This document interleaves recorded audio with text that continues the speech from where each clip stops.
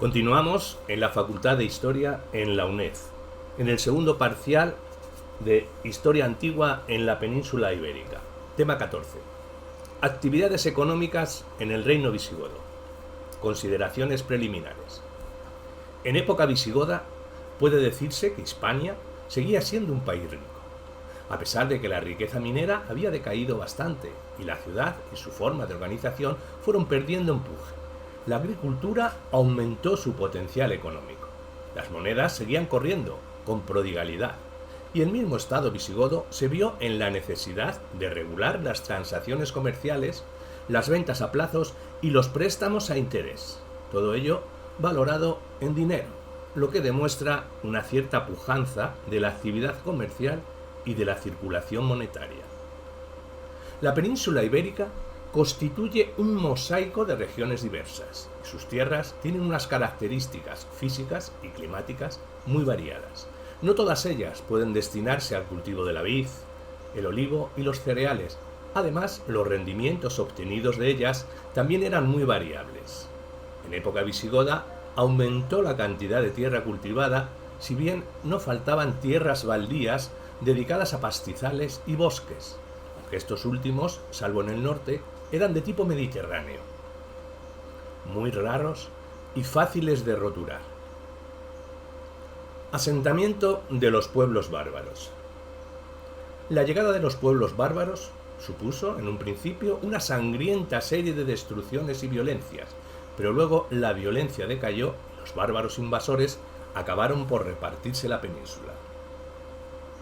A este respecto, algunos investigadores piensan que los bárbaros ocuparon Hispania sin permiso de nadie y que luego decidieron entre ellos, por sorteo, la parte que correspondería a cada uno: suevos, alanos, vándalos, asdingos y silingos. Pero el hecho de que la rica provincia tarraconense no fuera objeto de este reparto y que en la pequeña provincia de Gallaecia se asentaran suevos y vándalos, asdingos, parece indicar que eso no fue así. Es probable, por tanto, que los bárbaros invasores fueran acantonados como federados en la península, probablemente a partir de, aunque con posterioridad, del imperio lanzara contra ellos a los visigodos. El reparto de tierras y la formación de grandes patrimonios sería la cuestión del cómo estos pueblos se asentaron en la península y es muy debatida. Si lo fueron como federados, los bárbaros serían acogidos a la fórmula de hospitalitas, viviendo a expensas de propietarios rústicos. Ambos se repartían las tierras de cultivo y los medios de explotación en proporciones distintas. En Aquitania, cuando los visigodos fueron instalados en el 418, recibieron 2/3, las sortes góticas, de las tierras en las que se instalaron, mientras que los propietarios galos retuvieron 1/3, la tercia romana. El hecho no motivó grandes protestas, ya que no todos los grandes propietarios galo-romanos fueron despojados de los 2/3 sus propiedades, y además para el reparto se utilizaron también, al parecer, las tierras del fisco. Además, no todos los guerreros godos recibieron directamente tierras. La nobleza y los altos jefes militares asentaron a sus hombres en las tierras repartidas, pero la gran masa del pueblo, que no dependía directamente de un jefe, buscó acomodo en tierras abandonadas, dejadas baldías o pertenecientes a romanos muertos o que habían emprendido la huida. Para la población galo-romana, como luego para la hispano-romana, era preferible compartir con los visigodos sus tierras, casas y mano de obra que perderlo todo a mano de los bárbaros. La forma de reparto en Hispania sería la pregunta de si hubo repartos en sortes góticas y tercias romanas cuando los visigodos vinieron a Hispania. Es difícil la contestación. Es evidente que los visigodos se asentaron en la península ocupando grandes dominios, pero también con asentamientos masivos y compactos en determinadas regiones, la meseta. Por eso, algunos historiadores piensan que los visigodos no alteraron sustancialmente la estructura de la propiedad. Suponen que se asentaron en tierras poco pobladas, roturados por ellos o expoliadas a los romanos. Sin embargo, otros investigadores, a partir de la alusión a sortes góticas, Aeteratium Romanorum, que aparecen en una ley deducen que la ocupación de tierras se realizó bajo la forma jurídica de los hospitalitas. El hecho incuestionable, puesto de manifiesto por las fuentes arqueológicas, epigráficas y literarias, fue que en Hispania siguieron perviviendo muchos miembros de la nobleza romana que poseían extensos latifundios. Además, estaban las propiedades de las comunidades cristianas que no cesaban de aumentar y una masa ingente de pequeños y medianos propietarios hispano-romanos. De las propiedades de los godos diremos que en diversas regiones hispanas hizo acto de presencia y se consolidó una nobleza goda y también una masa campesina goda de cierta entidad numérica. Eran gente bastante romanizada, pero a la vez eran un pueblo acostumbrado a guerrear.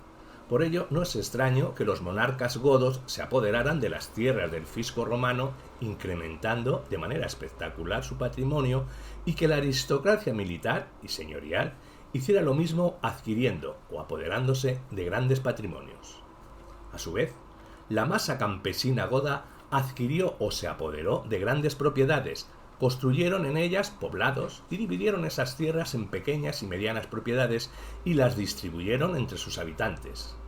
Por otra parte, los godos construyeron sus propias iglesias arrianas y las dotaron de un rico patrimonio, que pasó a la Iglesia Católica tras la conversión de Recaredo, monarca que no puso impedimento a la constitución y consolidación de grandes patrimonios eclesiásticos. Las propiedades de la aristocracia hispana y goda. Estos repartos se hicieron sin causar graves perjuicios a la inmensa mayoría de la población.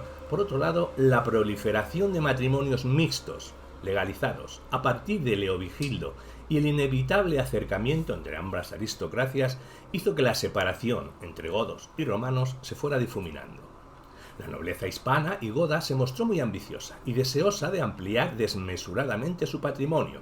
Para ello, utilizó diversos procedimientos, como serían transferencias matrimoniales, herencia, donaciones regias y, por último, la entrega de tierras por parte de la hacienda pública, necesitada de liquidez monetaria bajo ciertas condiciones.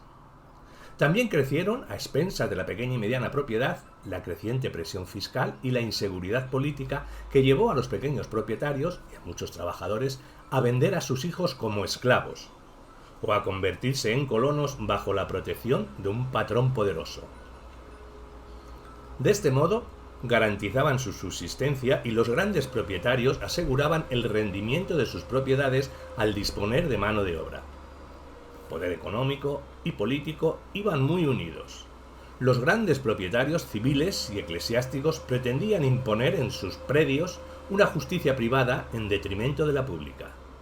Reyes como Leovigildo y Recesvinto trataron de limitar las desmedidas apetencias de los nobles para imponer su voluntad a los habitantes de sus dominios.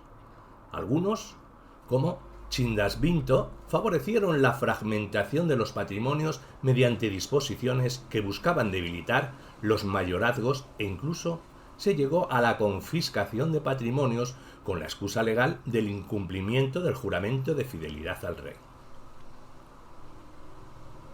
El cuadro económico y social de la gran propiedad.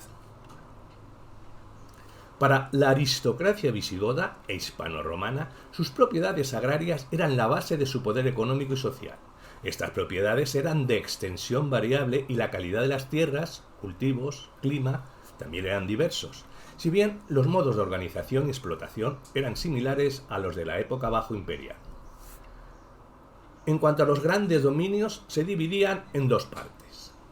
Una reservada para disfrute del dueño, explotada directamente con mano de obra esclava y que comprendía bosques, barbechos y tierras de gran rentabilidad dedicadas al cultivo, pastos y caza.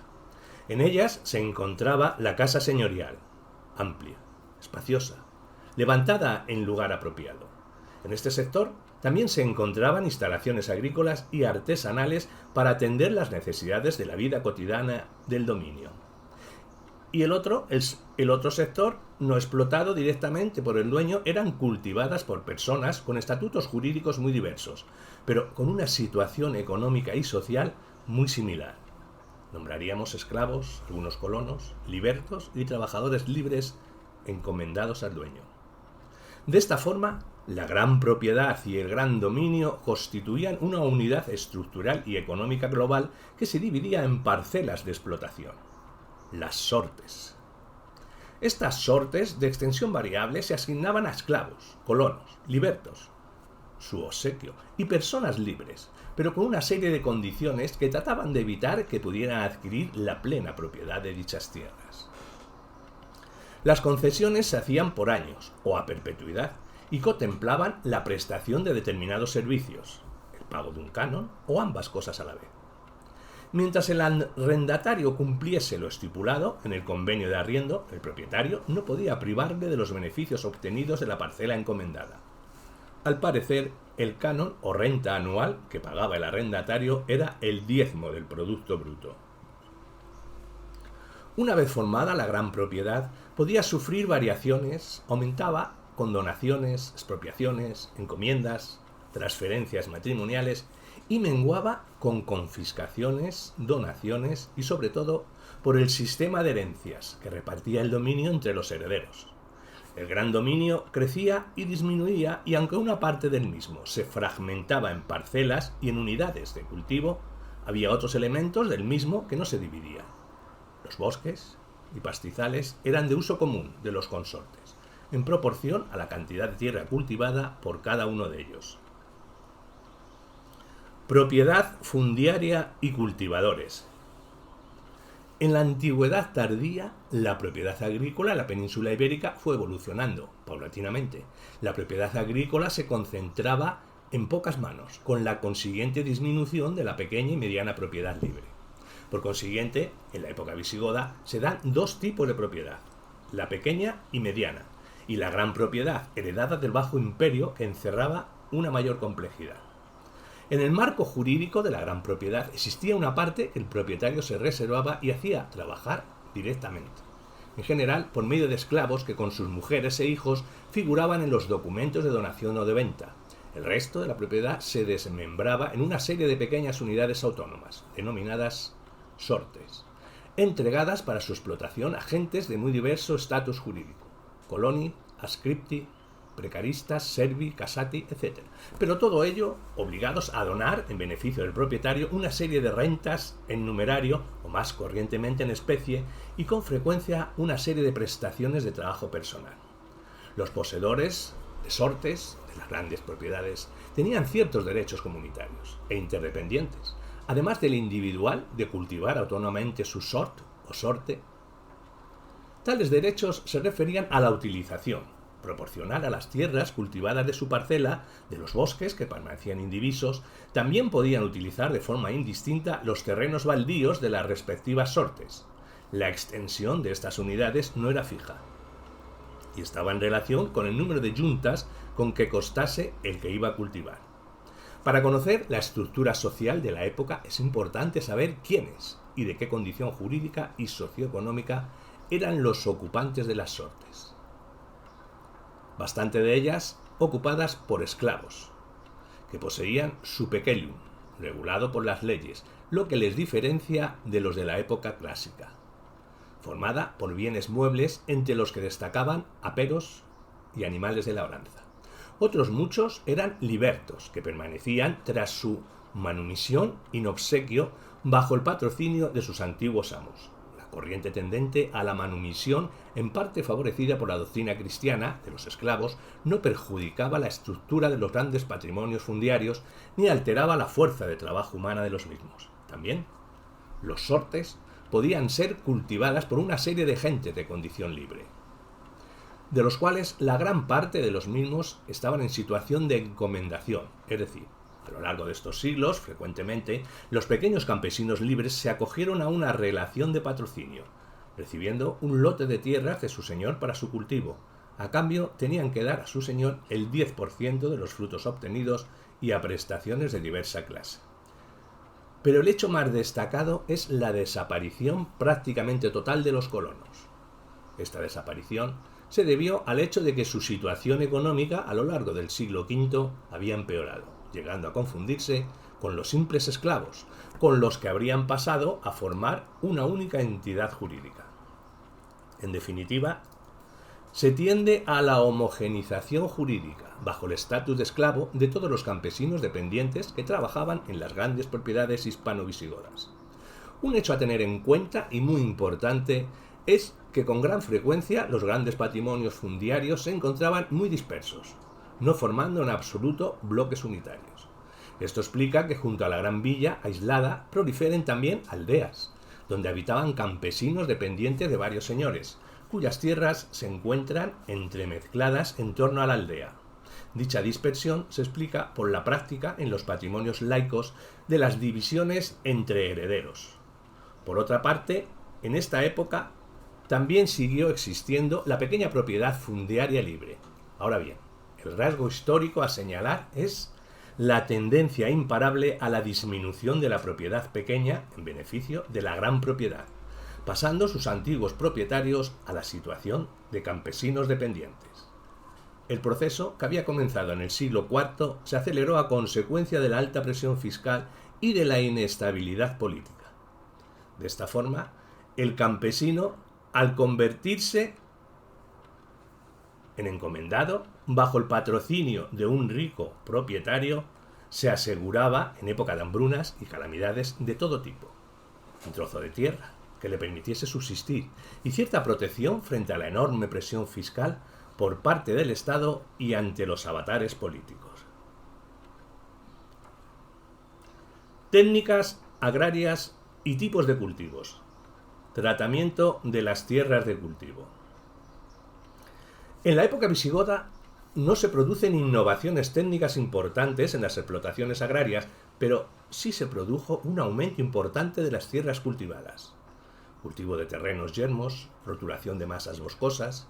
Sin embargo, los cultivos peninsulares estaban sometidos a la servidumbre de un clima extremo y así la sed se trató de paliar con extracciones de aguas subterráneas o creando en algunas zonas una infraestructura de regadíos, llegándose a regular en una ley de recesvinto el sistema, las normas de uso de esta agua.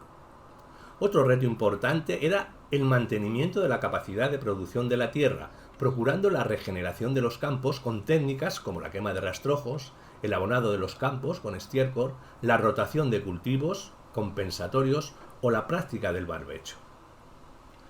El desbroce de malas hierbas, un trabajo de arado arrastrado por bueyes o en su caso por vacas o asnos y otras operaciones complementarias preparaban estas tierras para el cultivo. Las técnicas de cultivo empleado no experimentaron cambio con respecto a las utilidades en tiempos imperiales. El arado normal siguió siendo el del tipo mediterráneo, que no permitía un laboreo profundo de las tierras pesadas. La utilización de instrumental de hierro está bastante extendida, aunque su precio sería elevado. Se ha constatado la fabricación en medio rural de los principales instrumentos férreos de utillaje agrícola e incluso de defensa militar local. En los monasterios también había autarquía en la fabricación de los instrumentos férreos e incluso se encomendaba la custodia a algún monje.